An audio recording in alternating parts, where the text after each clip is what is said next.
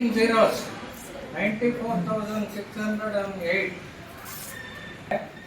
ಬೆಳಕಿನ ವೇಗ ಅಷ್ಟಿರಬೇಕು ಅಂತ ಅಂದ್ರೆ ಬೆಳಕಿನ ವೇಗ ಎಷ್ಟು ಒಂದು ಸೆಕೆಂಡಿಗೆ 3 lakh ಕಿಲೋಮೀಟರ್ಸ್ ಪರ್ ಸೆಕೆಂಡ್ ಅಲ್ವಾ? ಅಷ್ಟು ಸೊನ್ನೆ ಇರುವಂತ ಫಾಸ್ಟ್ನೆಸ್ ಅಲ್ಲಿ ಬೆಳಕಿನ ವೇಗ ಇರುವಂತ ಒಂದು ಗ್ಯಾಲಕ್ಸಿನಲ್ಲಿ ನಾವು ಇದ್ದೀವಿ. ಯಾಕೆ ನೀವು ಇದನ್ನ ಮನೆಯಲ್ಲಿ ಅಥವಾ ಕ್ಲಾಸಲ್ಲಿ ಫ್ರೀ ಇದ್ದಾಗ 2-3 ಜನ ಎಲ್ಲ ಕೂಡಿ ಅದನ್ನ ಹಾಕಿ ನೋಡಿ. 94,608 ಅದು ಬಹಳ ಸರಳವಾಗಿ ಹೇಳೋದು ಅಂತೀನಿ ಅಷ್ಟೇ.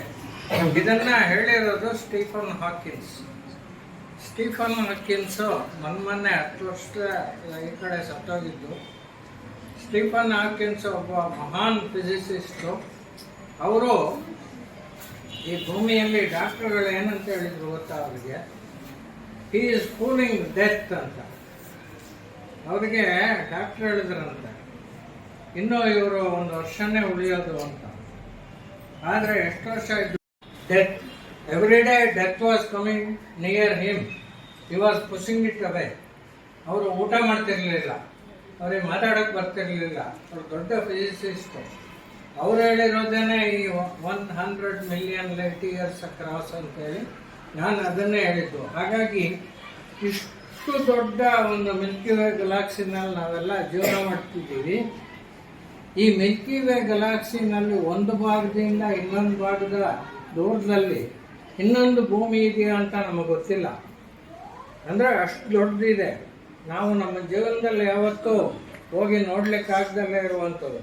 ಸುಮ್ಮನೆ ಲೆಕ್ಕ ಹಾಕಿ, 1 ಸೆಕೆಂಡ್ಗೆ 3 ಲಕ್ಷ ಕಿಲೋಮೀಟ್ರ್ ಹೋದರೆ 1 ಸೆಕೆಂಡ್ಗೆ ಇಲ್ಲಿಂದ 200 ಕಿಲೋಮೀಟ್ರ್ ಬೆಂಗಳೂರಿಗೆ 3 ಲಕ್ಷ ಡಿವೈಡೆಡ್ ಬೈ ಅಮೇಝಿಂಗ್.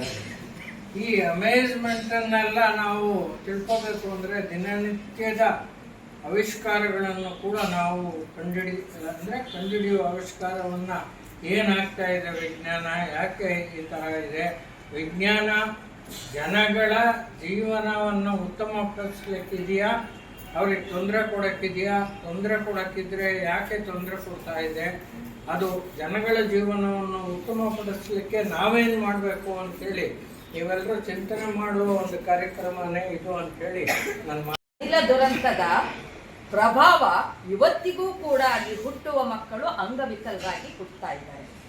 ಒಂದು ಸಣ್ಣ ವಿಜ್ಞಾನದ ಅಥವಾ ವೈಜ್ಞಾನಿಕ ಮನೋಭಾವ ಇದ್ದಿದ್ರೆ ಅವತ್ತು ಏನು 10,000 ಗಟ್ಟಲೆ ಜನ ಸತ್ತೋದ್ರು ಸಾಯ್ತಿರ್ಲಿಲ್ಲ. ಏನು ಅದು ಅಂತ ಹೇಳಿದ್ರೆ ಗಾಳಿ ಬೀಸುವ ವಿರುದ್ಧ ದಿಕ್ಕಿಗೆ ಜನ ಹೋಗ್ಬೇಕಾಗಿತ್ತು. ಇಷ್ಟೇ ಮಾಡ್ಬೇಕಾಗಿದ್ದವರು ಹೀಗೆ ಓಡ್ತಾ ಇದ್ರು, ಅದು ಬಿಟ್ಟು ಹೀಗೆ ಓಡ್ಬೇಕಾಗಿತ್ತು. ಅದೊಂದು ಸಣ್ಣ ಅಂಶ ಅಲ್ವಾ ಮಕ್ಕಳ? ಹಿಂಗೆ ಹೋಗ್ಬೇಡ, ಹಿಂಗೆ ಹೋಗು.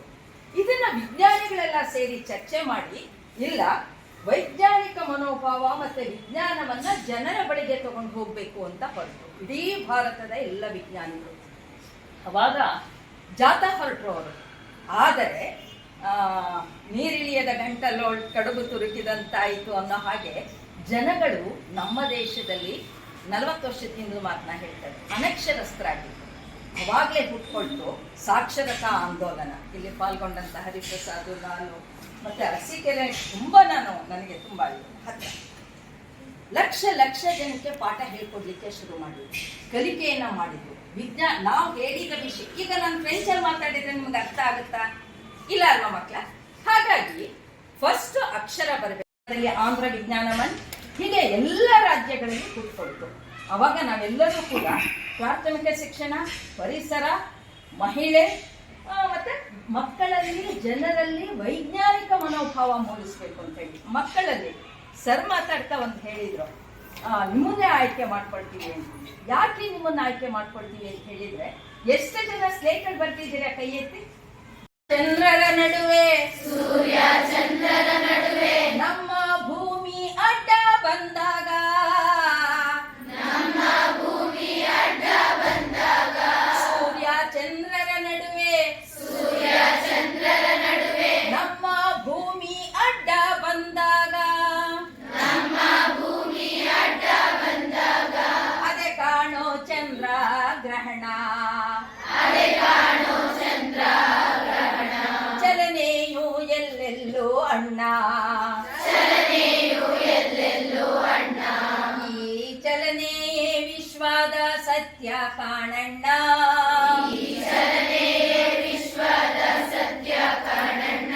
ಚಲನೆಯು ಎಲ್ಲೆಲ್ಲೂ ಅಣ್ಣ.